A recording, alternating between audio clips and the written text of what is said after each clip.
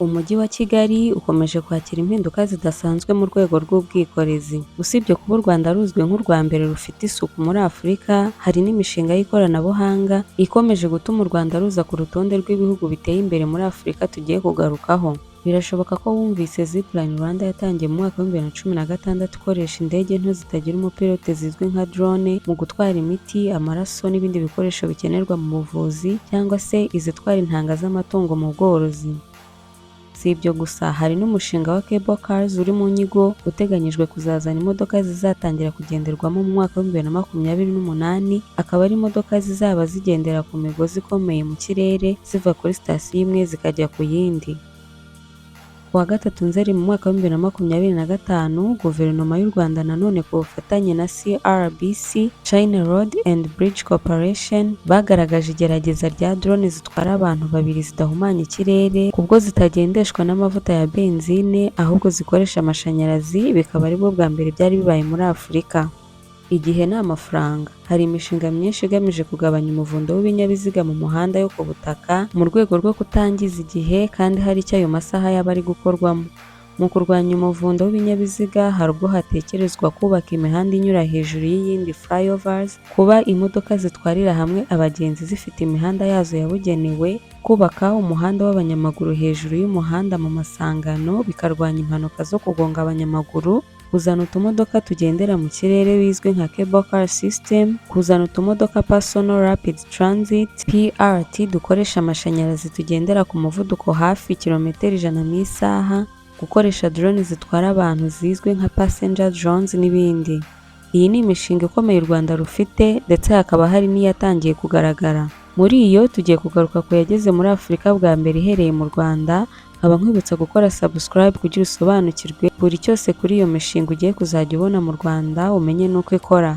Ese buri wese yagendera muri izo drone? Ese kugendera muri izo modoka zigendera mu kirere bisaba iki? Ubwo imigozi ntiyacika zikamanuka? Wijya kure, ibisubizo biri hano.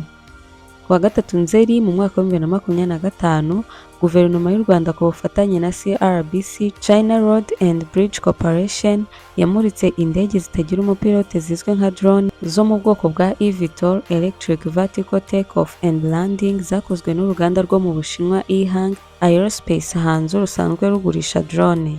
Iyi passenger drone cyangwa flying taxi itwara abantu babiri b'abagenzi nta mupilote. Mu buremere itwara ibiro birenga 620 by'imizigo, igendesha amashanyarazi ku rugero rw'100%. Ubu bukaba ari ubwikorezi bugabanya imyuka yangiza ikirere kuko nta benzine bukoresha, bityo ntibyangiza ikirere. Iyi drone kandi yagendera mu kirere ku butumburuke bwa metero 100, ikaba kandi yamara iminota 25 umuriro utarashira muri bateri yayo, ikagendera mu ntera y'ibirometero 30 mu kirere. Ikindi kandi iyi drone izaba igura hafi ibihumbi 400 by'amadolari y'Amerika. Iyi drone ifite ikoranabuhanga rifasha gutahura imbogamizi mu kirere. U Rwanda ni urwa 21 izi drone zigezemo, rukaba rwaraciye agahigo ko kuba igihugu cya mbere muri Afurika izi drone zigezemo.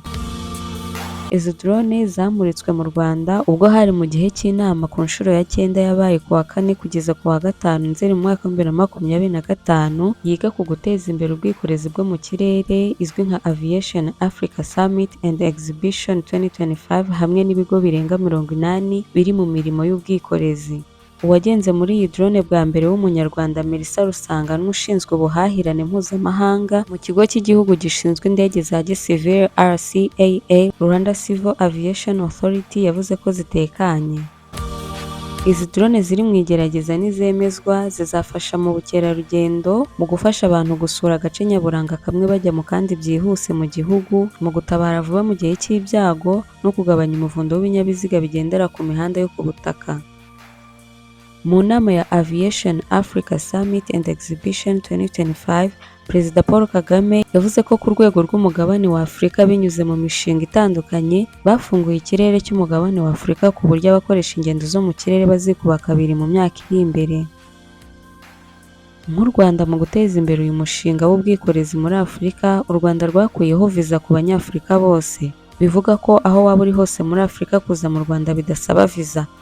U Rwanda kandi ruri no guteza imbere abari n'abategarugori kwitabira urwego rw'ubwikorezi bwo mu kirere.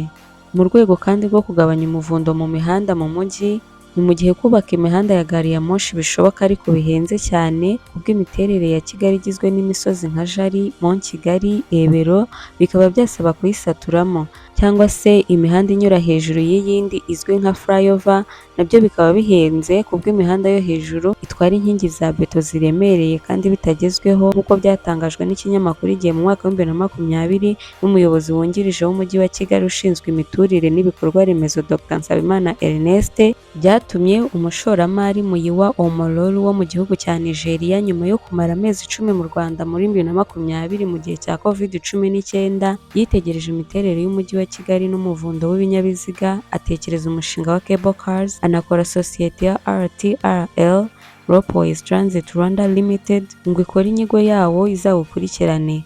Inyigo itangira mu mwaka wa 2020.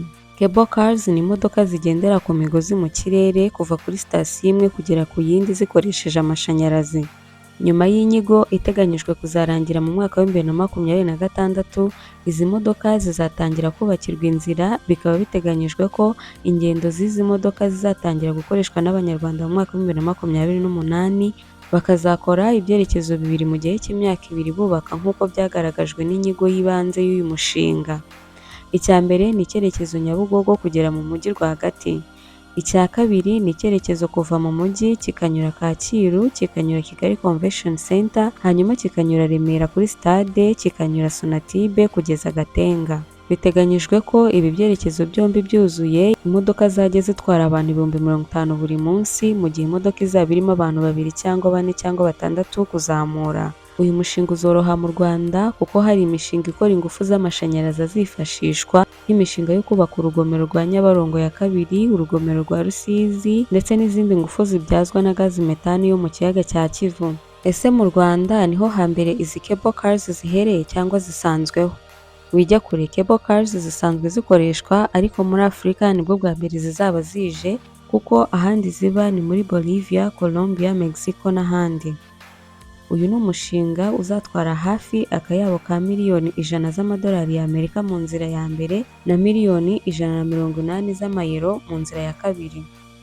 Sosiyete ya RTRL Ropeways Transit Rwanda Limited izabishobozwa ku bufatanye n'abashoramari nka Banki ya Afurika Itsura Amajyambere BAD cyangwa se ADB, African Development Bank yatanze ibihumbi 500 by'amadolari y'Amerika, akaba ari arenga miliyoni 720 z'amafaranga y'u Rwanda. Abandi bashoramari hari Afrexim Bank, Africa Finance Corporation ndetse n'umushoramari Aliko Dangote wo mu gihugu cya Nigeria kugira umushinga uzubakwe n'ibisabwa byose.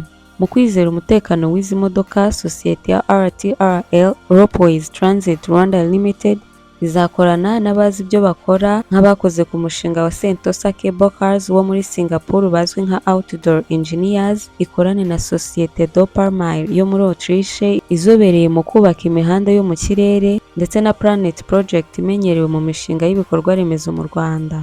Kuko nk'abibaza bati izi modoka ntizizamanuka zikatugwira ku mitwe, ariko sosiyete ya RTRL ivuga ko izi modoka zizakoresha imigozi ikomeye cyane yabugenewe, zikagira n'ikoranabuhanga rizirinda nk'utwumvirizo sensors dutuma izo modoka zihagarara mu gihe zumvise ko hari ikintu gishobora kuzihungabanya kiguye ku nzira yazo, ndetse n'ikoranabuhanga rya Doppermayr ryitwa Recovery Concept rizifasha guhita zimanuka zikajya kuri sitasiyo iri hafi mu gihe umuriro ugiye ziri mu rugendo. Ikindi kandi abantu bazigishwa cyane by'izi modoka mbere yo kuzikoresha. Izi modoka ziteganyijwe kuzagabanya umuvundo w'imodoka zigendera ku butaka, gukurura ba mukerarugendo kubera zizaba ziberanye n'imisozi yo mu Rwanda, kandi ntabwo zisohora imyuka yahumanya ikirere ubwo zikoresha amashanyarazi, bitandukanye n'izindi modoka zoherereza ibinyabutabire nka carbon monoxide, hydrocarbons, nitrogen oxide mu kirere.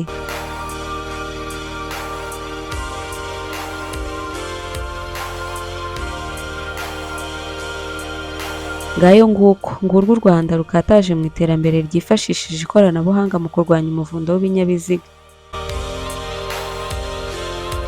Ndatekereza benshi batagize amahirwe yo kugendera mu ndege n'abazigiyemo bafite amatsiko yo kuzagendera mu modoka zigendera mu kirere ndetse na drone zitwara abagenzi.